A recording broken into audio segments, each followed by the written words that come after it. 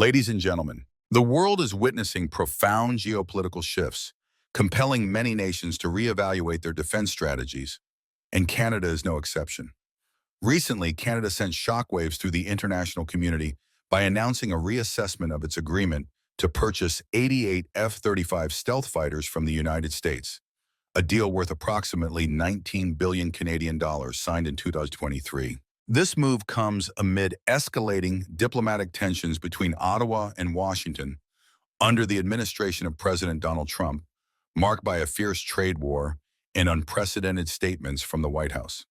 Specifically, in March 2025, the Trump administration imposed a 25% tariff on Canadian imports, citing national security concerns and even implying that Canada was akin to a mere state of the United States. These harsh words and actions have raised deep concerns among Canadian political circles and the public about national sovereignty and the future of the long-standing alliance between the two countries.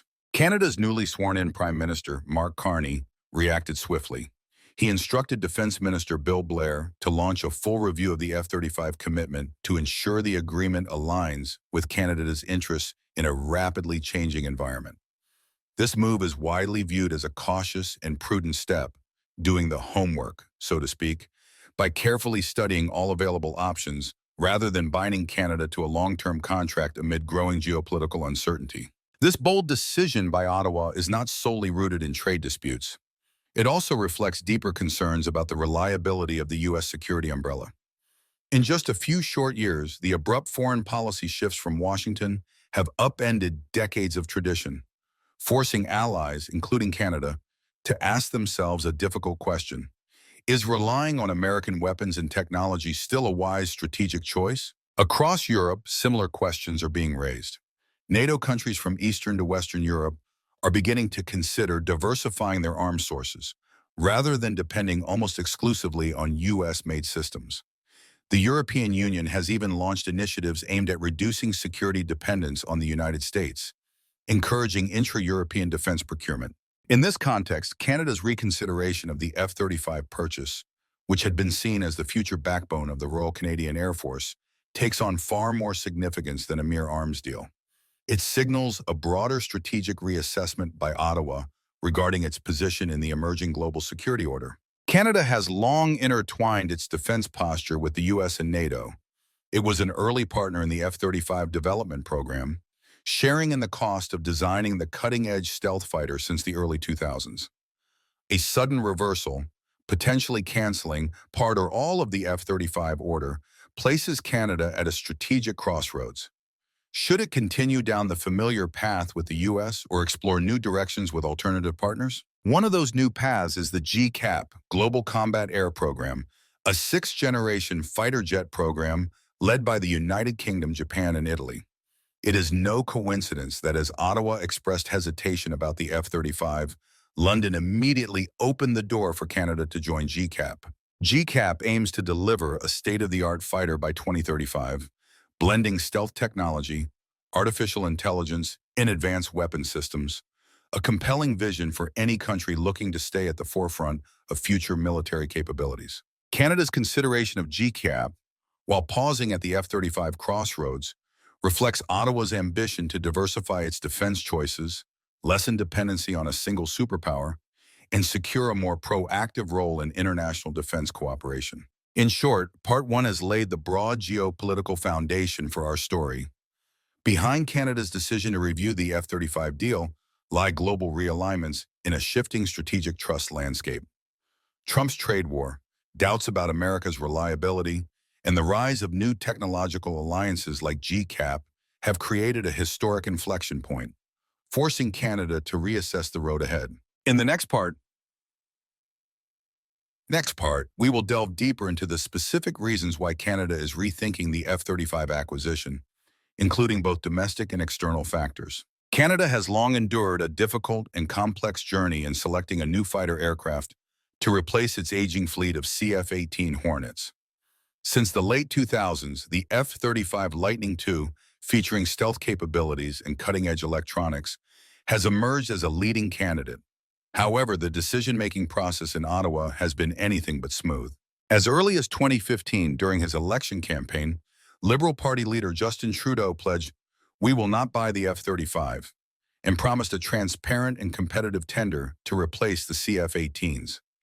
This promise was born out of concerns over the massive cost and the suitability of the F-35 for Canada's defense needs, especially considering that the Royal Canadian Air Force's primary role is to defend North American airspace, rather than conduct long-range stealth strike missions. Nevertheless, evolving geopolitical realities and growing military pressure, such as increased Russian activity in the Arctic and military modernization efforts by other countries, gradually shifted Canada's stance. After years of delays and political debate, the Canadian government ultimately decided in early 2023 to purchase 88 F-35A fighters. This marked a return to the U.S. stealth fighter option, even after considering alternatives like the Boeing Super Hornet, Eurofighter Typhoon, and even Sweden's Saab Gripen. Valued at 19 billion Canadian dollars, the F-35 deal was expected to equip Canada with a modern fighter platform on par with NATO allies, enhancing defense capabilities for decades to come. The first F-35s were scheduled to be delivered as early as 2026. So what happened in just 2 short years that led Canada to hesitate and even consider the unprecedented step of halting or canceling the remainder of its F-35 order? The primary spark was a dramatic escalation in diplomatic tensions with the United States under President Trump. Since early 2020, Trump had intensified tough measures against Canada, threatening new tariffs on steel, aluminum, and various other goods, and even floating the idea of an economic annexation of Canada. This trade war inflicted economic harm, but more significantly, it deepened the erosion of strategic trust. For the first time, a U.S. president publicly forced Canada to question whether Washington could still be relied upon to uphold its ally commitments. Canada, a long-standing NATO member, suddenly found itself feeling its security threatened not only by adversaries, but by its closest ally. At the same time, domestic voices opposing overdependence on U.S. weaponry grew louder.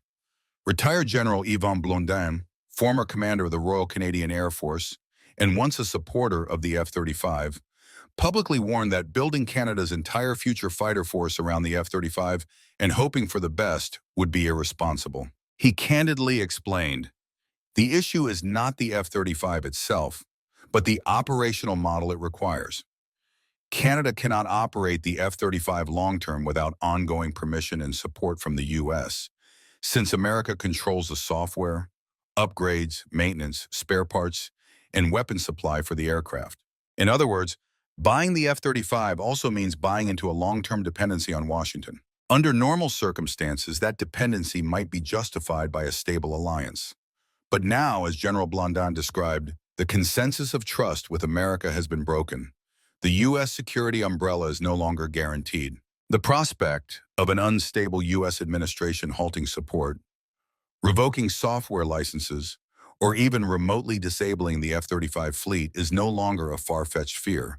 It is a present and valid concern. Technological sovereignty has also become a topic of scrutiny. Defense experts point out that although the F-35 is a multinational collaboration, the United States maintains ultimate control. Even with Canada's financial and industrial contributions, it does not have final authority over operations. Flight data, combat capabilities, and future upgrades are tightly managed by the U.S. Department of Defense. This creates a strategic dilemma. Militarily, the F-35 is arguably the most advanced aircraft available. There is no superior alternative in terms of performance at present. But strategically, opting for the F-35 means surrendering part of Canada's defense autonomy to the goodwill of another nation. For a country that places great value on independent decision-making, this is a major concern. That is why Prime Minister Mark Carney, who came into office on a platform of restoring sovereignty and multilateralism, took a strong stance.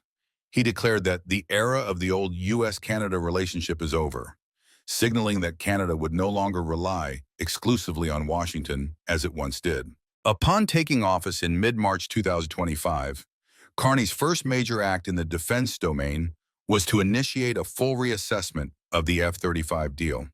Defense Minister Bill Blair reassured the public, "Let me be clear, we have not canceled the F-35 contract, but we must rigorously evaluate it in light of the new geopolitical context." This statement shows that the government understands the gravity of the decision.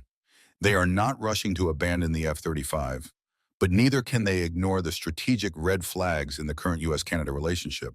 In addition to foreign policy concerns, there are important domestic calculations at play. Cost and economic impact are part of the debate. While the F-35 program does bring some industrial benefits to Canada,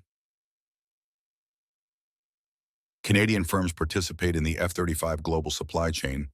The overall share is relatively small.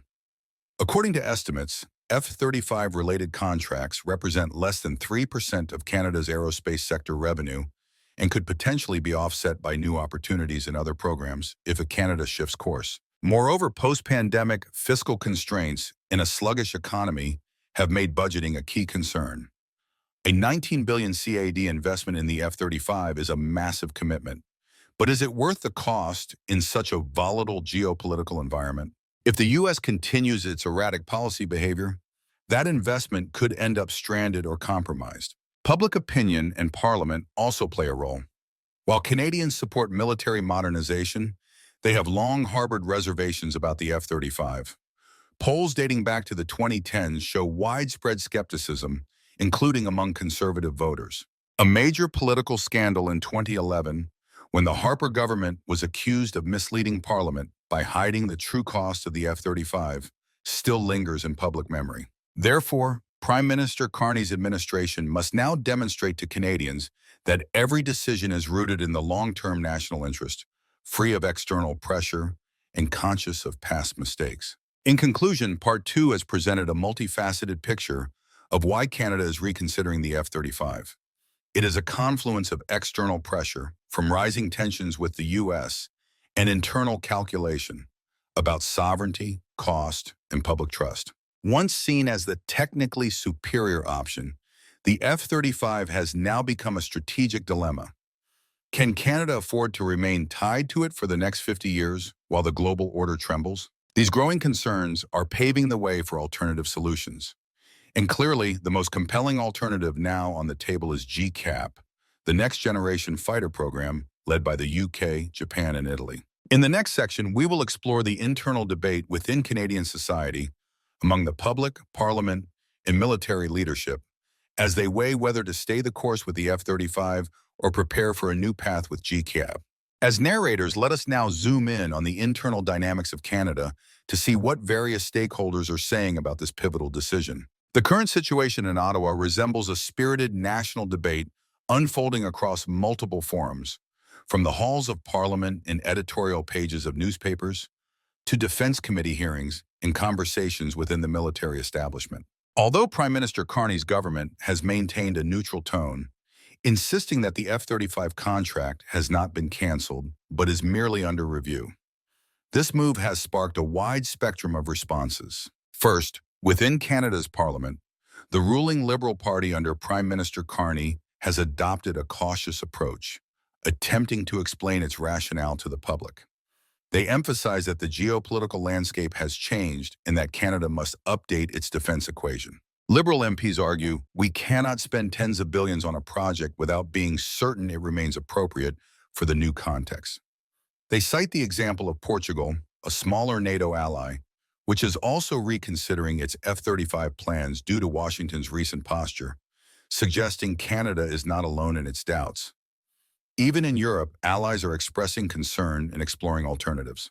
Conversely, the opposition, especially the Conservative Party, has voiced concerns that halting the F-35 program would undermine national security. Conservative MPs stress that the Royal Canadian Air Force has waited far too long for modernization. The CF-18 fleet, nearly 40 years old, is becoming obsolete and cannot be extended indefinitely. Some voices have been blunt. If not the F-35, then what? Every year we delay, we face greater risk in defending our skies. They worry that canceling the F-35 would derail modernization efforts and isolate Canada from the trajectory of Air Force integration with key allies. Most major NATO members have already chosen the F-35. They warn that interoperability with the US and Europe in joint operations could suffer if Canada remains outside the so-called F-35 club. Moreover, several MPs highlight potential economic losses. Canada has invested nearly 500 million USD in F-35 development over 2 decades and secured contracts for domestic defense companies to supply F-35 components. If Canada pulls out, those investments may be sunk costs, and the local industry could lose valuable opportunities. In the media and public discourse, opinions are similarly divided. Many reputable newspapers and defense analysts cautiously support the government's position, arguing that Canada's move is justified due to the strategic risks posed by an increasingly erratic United States. One AP News commentary observed, Canada is asking whether it still makes sense to spend billions on American weapons, especially when that investment is tied to technologies that the U.S. can revoke at any time. One analyst went so far as to say, buying the F-35 is like buying a ticket that binds your defense future to the United States. Everyone wanted that ticket once, but now it's time to think twice. Veteran defense expert Winslow T. Wheeler, who spent 3 decades working in the U.S. Congress, was quoted as saying, "You're not just buying a jet, you're buying a relationship with the United States." This quote resonates deeply in Canada, especially now that that relationship is under strain. On the other hand, there are articles and voices warning that Canada would be taking a dangerous gamble by walking away from the F-35. The military publication Defense One explored the scenario.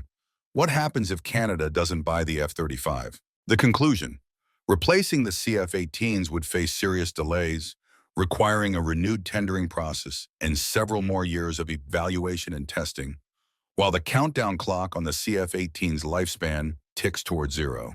Furthermore, alternatives to the F-35, such as Sweden's Saab Gripen E or France's Dassault Rafale, may avoid U.S. dependence but come with their own challenges.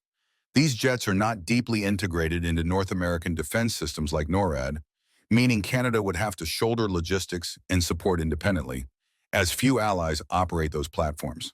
A former CF-18 pilot remarked in the media, "Gripen and Rafale are excellent, but if we're the only ones flying them in the region, long-term operating and maintenance costs could exceed even those of the F-35. This perspective serves as a reminder. Every decision involves trade-offs, and stepping away from the vast ecosystem of the F-35 program is no simple matter. No. Within Canada's military establishment, the picture is more nuanced. Officially, the Royal Canadian Air Force, RCF leadership, has stated that it will follow the government's direction. But internally, a range of opinions exists. Many younger Air Force officers are enthusiastic about the F-35. They have already been sent to the U.S. for training on the aircraft in preparation for returning home to operate the new fleet. To them, the F-35 symbolizes peak combat capability and alignment with the world's leading air forces. The prospect of losing the F-35 is undoubtedly disappointing. However, more seasoned generals bring a broader strategic view. Take General Yvon Blondin, whom we mentioned earlier. Once a proponent of the F-35, he has since published a LinkedIn article titled "My 2 Cents on the F-35 Debate," warning about the dangers of excessive U.S. dependence. It is often those who know the aircraft best who are now raising the most pointed questions about its strategic implications. Their concerns reflect a deep sense of responsibility. In these unstable times, we, as military professionals, have a duty to offer our best advice to political leaders, even if that means reevaluating current procurement decisions. GCAP, Global Combat Air Program, is rapidly emerging as a symbol of next-generation defense cooperation. Launched in late 2022, GCAP is a joint initiative by the United Kingdom, Italy, and Japan to develop a 6th-generation fighter jet by 2035. At its core, GCAP merges 2 earlier projects: the UK and Italy-led Tempest program and Japan's FX program, creating a comprehensive transcontinental venture. A formal trilateral agreement was signed in December 2023 in Tokyo, establishing a joint coordination body headquartered in the UK. Each member brings its own ace in defense industry capabilities.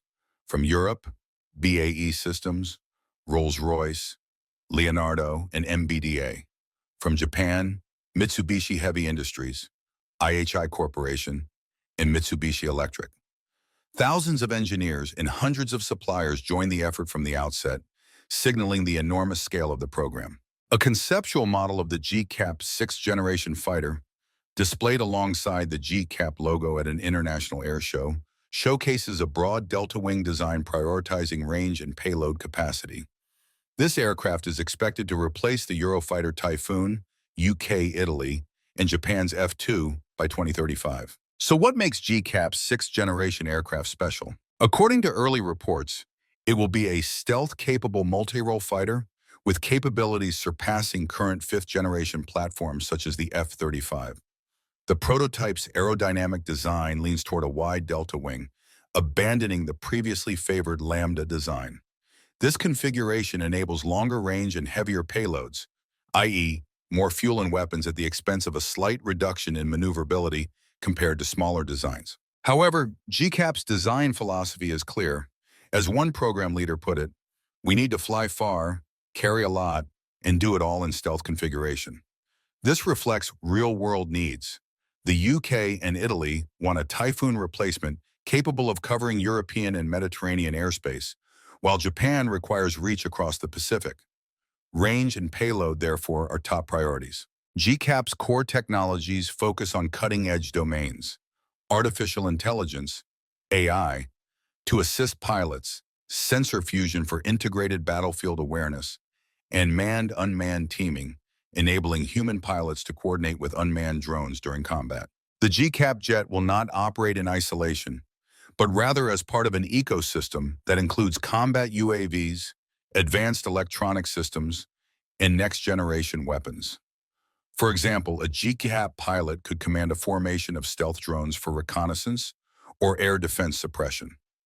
All of this is designed to ensure survivability and overwhelming power in future high-threat environments. A technology demonstrator is scheduled to fly in 2027. If development proceeds smoothly, GCAP could enter service by 2035, gradually replacing the Typhoon and F-2.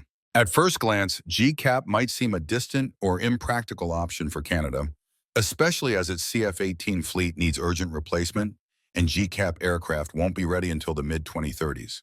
But there are compelling reasons for Ottawa to seriously consider joining GCAP now. First, GCAP presents a rare opportunity for Canada to become a founding partner in a next-generation fighter program.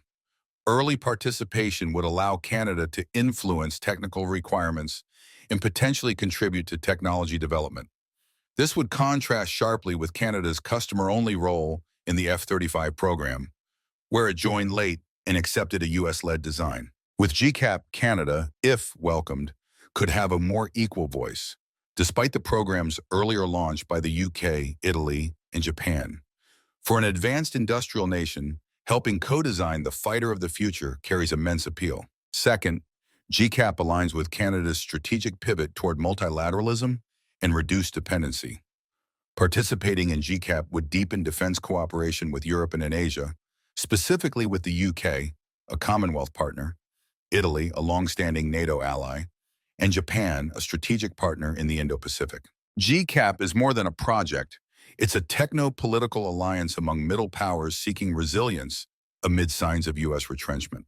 For Canada, a member of the Five Eyes Alliance alongside the UK, deepening ties with London and Tokyo would reinforce a multi-layered security framework. As one analyst observed, Canada is a natural fit for GCAP, given its deep security ties with the UK and its own procurement of the F-35, just like GCAP members. Indeed, a notable coincidence, the UK, Italy, Japan, and Canada all operate or have committed to the F-35. This means Canada can rely on the F-35 for near-term defense throughout the 2020s, while simultaneously investing in GCAP for the post-2035 horizon. This parallel track mitigates the risk of putting all eggs in one basket, allowing Canada to maintain current capabilities while hedging against overdependence on the U.S. Third, GCAP could deliver industrial and economic benefits to Canada. If accepted into the program, Canadian companies could participate in developing and producing components for the new aircraft, opening up future export opportunities. Experience from the F-35 shows that early partners, such as the UK, Italy, Canada, and Australia, secured contracts to supply parts for hundreds of aircraft, generating jobs and enabling technology transfer.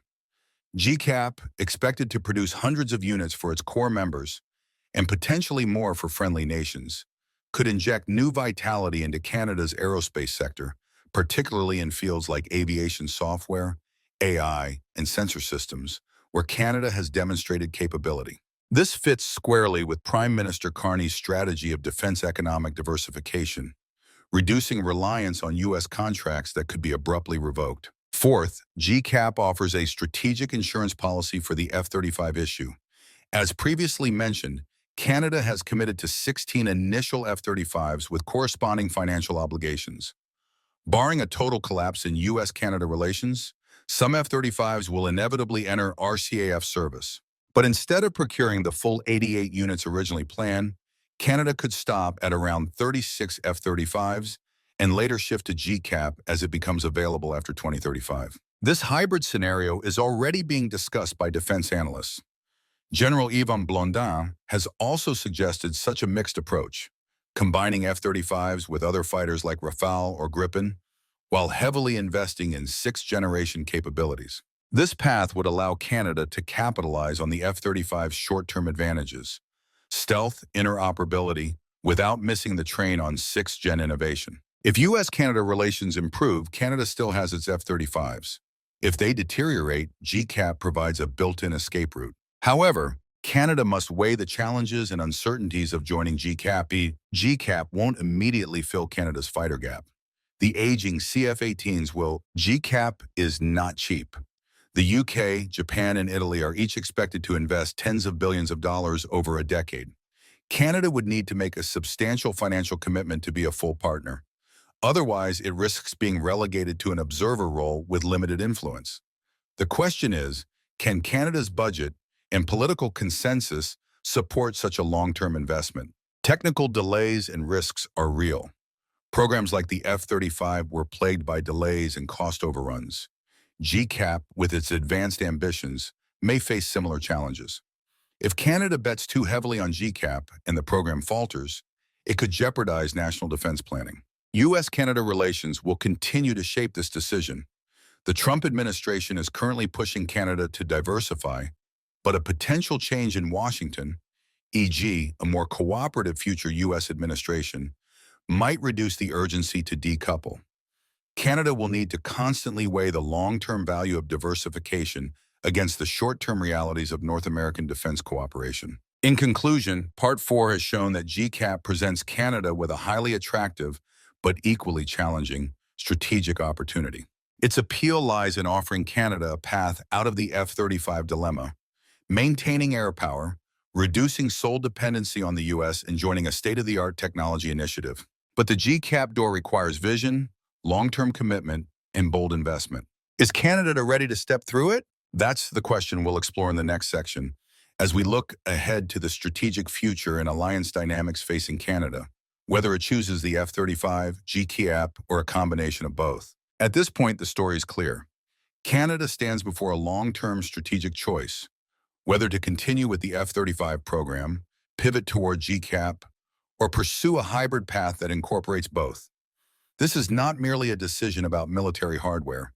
It will shape Canada's geopolitical standing and alliance posture for decades to come. Let's examine the three scenarios and their corresponding implications. Scenario 1, Canada fully commits to the F-35, does not join GCAP. In this case, after a thorough policy review, Ottawa may conclude that the risks of abandoning the F-35 outweigh the benefits.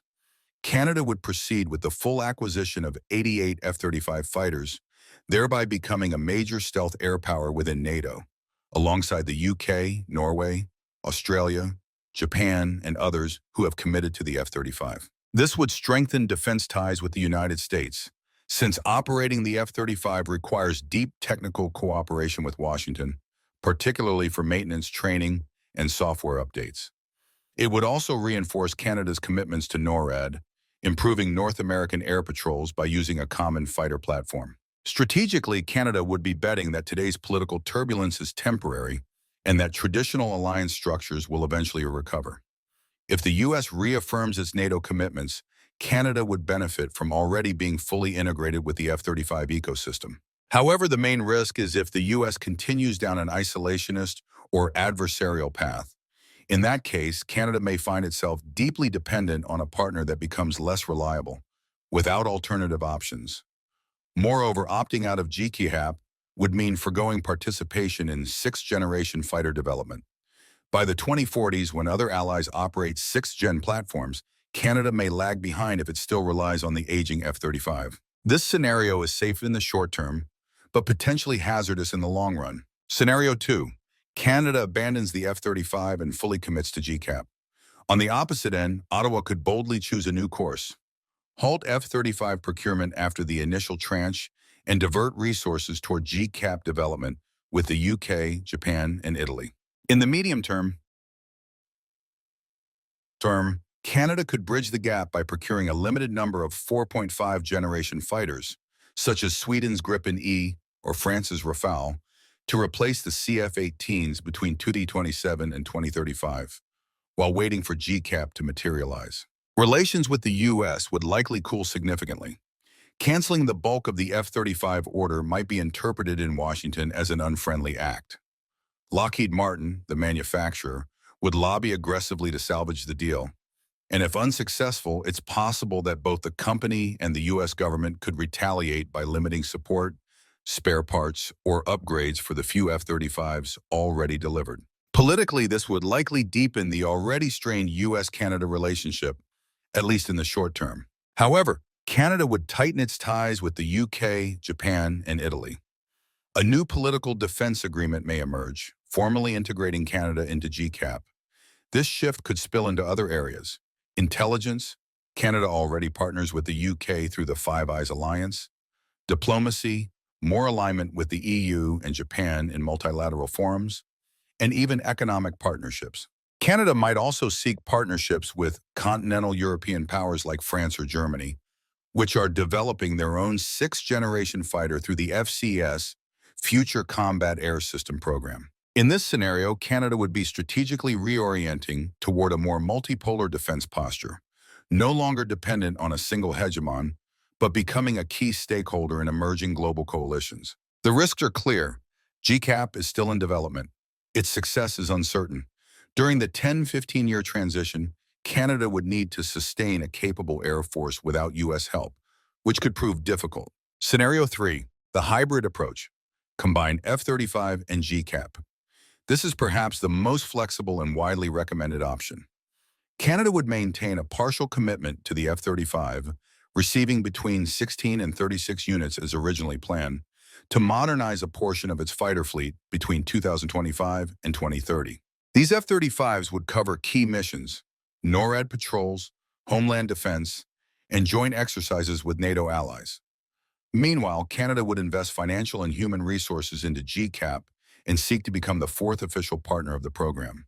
When GCAP aircraft become available around 2035, Canada could start receiving sixth-generation fighters, gradually replacing the remaining CF-18s. By 2040, the Royal Canadian Air Force would operate a blended fleet, F-35s, 5th Gen, and GCAP 6th Gen. This approach optimizes resources and minimizes risk.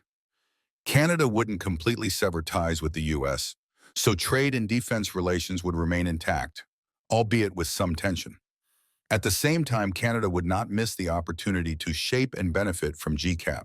Strategically, Canada would become the only Western Hemisphere country operating both the F-35 and a sixth-generation fighter program, a unique and prestigious position. Relations with the U.S. might cool slightly, but would not break, especially if Washington recognizes that Canada still bought into the F-35, at least partially. Meanwhile, ties with the UK, Japan, and Italy would deepen through GCAP. Canada could even play a bridging role between the two platforms, leveraging its F-35 operational experience to inform GCAP design, particularly valuable since GCAP countries also operate the F-35, and helping ensure partial interoperability between generations for future joint operations. The main challenge in this scenario is cost. Canada would be financing two major fighter programs at once, but the dual benefits, short-term readiness and long-term strategic autonomy, may justify the expense. With NATO increasingly pushing for higher defense spending, 2% of GDP, or even 3–4% in the case of Poland, Canada could rationalize greater investment, especially if those expenditures clearly support national independence and global influence. Regardless of which of these three paths Canada chooses, its alliance posture will inevitably shift. One thing is certain, Canada will not abandon NATO or fully sever ties with the United States. Geography and shared security interests bind the two, but Canada may seek to rebalance its defense outlook, downgrading exclusive North American priorities while strengthening links with other partners. This mirrors the path Europe is taking toward greater defense self-sufficiency, a trend Canada may now join. The EU has called for more strategic autonomy, and Canada's interest in GCAP, a UK-Italy-led project, reflects how this thinking is spreading across the Atlantic. At the global level, Canada's decision also sends a message.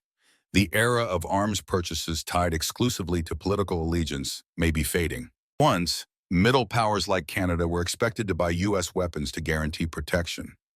Today, Canada is showing a willingness to consider alternatives when political trust erodes. This may embolden other U.S. allies, such as those in Europe, Australia, or Japan, to keep contingency options open.